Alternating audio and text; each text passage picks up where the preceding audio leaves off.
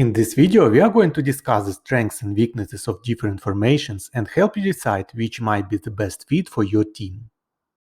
We will only consider evidence-based findings from peer-reviewed articles and avoid any personal opinions. Specifically, we will assess formations such as 4-2-3-1, 4-3-3, 3-5-2, and the 4-4-2 diamond. We'll also try to determine which one is more advantageous compared to the others. We begin our comparison by looking at the 4-3-3 versus the 3-5-2 formation. The 4-3-3 formation is typically used by teams with a dominant playing style, such as Liverpool, Barcelona, and Manchester City, whereas the 3-5-2 formation was successfully adopted by Internazionale, Atletico Madrid, and Sevilla.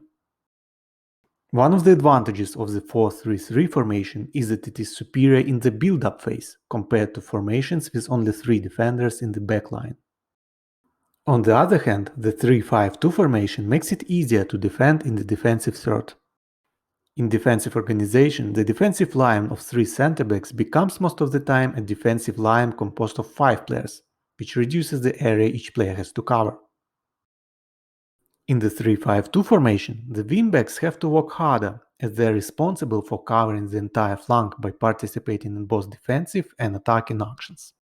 In contrast, in the 4-3-3 formation, these responsibilities are shared between the fullbacks and wingers. Central defenders in the 3-5-2 formation also have to engage in more long-distance sprinting. Center-backs in the 3-5-2 formation are typically positioned wider and deeper in the opponent's half of the pitch, which leaves more space behind them compared to the 4-3-3 formation. This positioning requires center-backs to possess strong medium to long distance sprinting abilities. At the same time, the man-to-man high-pressing tactic is easier to implement and requires less running effort with the 3-5-2 formation, because there are 7 offensive players ready to apply pressure on their opponents. However, this doesn't matter if, instead of covering all potential receivers, your players aggressively press the ball carrier, which is exactly what Jurgen Klopp players do at Liverpool. Also remember that the 4-3-3 is the most universal formation and can, for example, easily be converted into 4-4-2 diamond by the center forward dropping back as a false 9. Okay, let's now compare the 4-2-3-1 against the 3-5-2.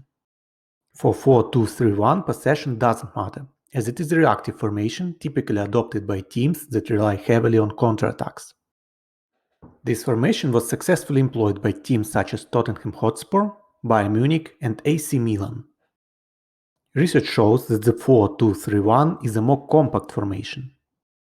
A so-called play length to width ratio is smaller in the 4-2-3-1 compared to the 3-5-2.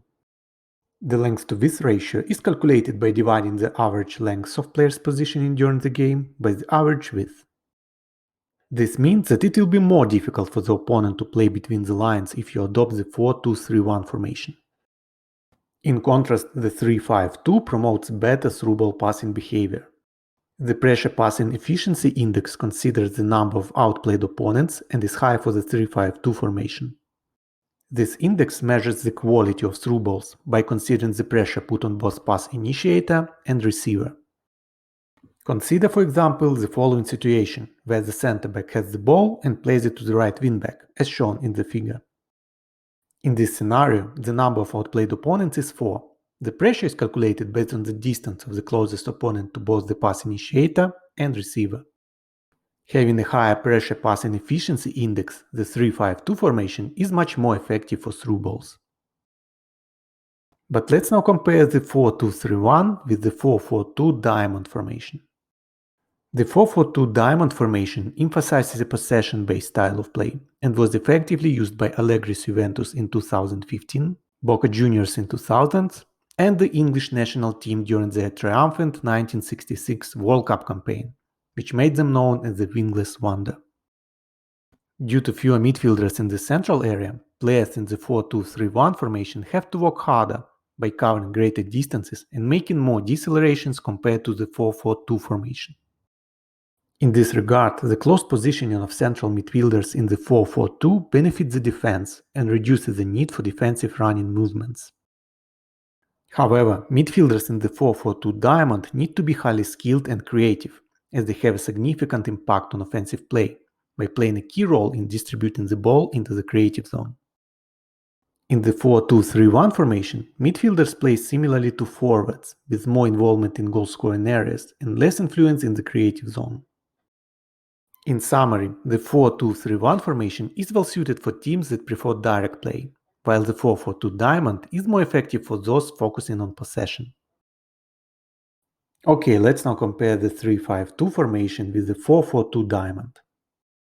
Again, because the 3-5-2 formation has fewer central midfielders, they need to work harder by compensating with more accelerations and decelerations. On the other hand, research shows that teams adopting the 3-5-2 formation tend to score more goals from crosses. With that in mind, training programs for the 3-5-2 formation should include high-intensity running for wingbacks, along with numerous accelerations and decelerations for midfielders. In conclusion, you may want to adopt the 3-5-2 formation if you have highly explosive center-backs and midfielders, use man-to-man high-pressure tactics, and you employ direct vertical play with through balls. You can use the 4-2-3-1 formation if you favor a direct style of play, want to utilize counterattacks, and focus on a high-quality build-up play. The 4-4-2 diamond formation is well suited for teams with technically skilled midfielders who do not require the highest physical qualities. This is a formation commonly used for a possession-based style of play. Finally, you may prefer the 4-3-3 formation if you want to adopt an offensive playing style and use aggressive ball carrier pressing tactics. This is the most versatile formation, valued for its flexibility and tactical depth. Okay, that's it for today. I hope this video helps you decide on the formation that is best for your team. Share your opinion. Which formation do you prefer?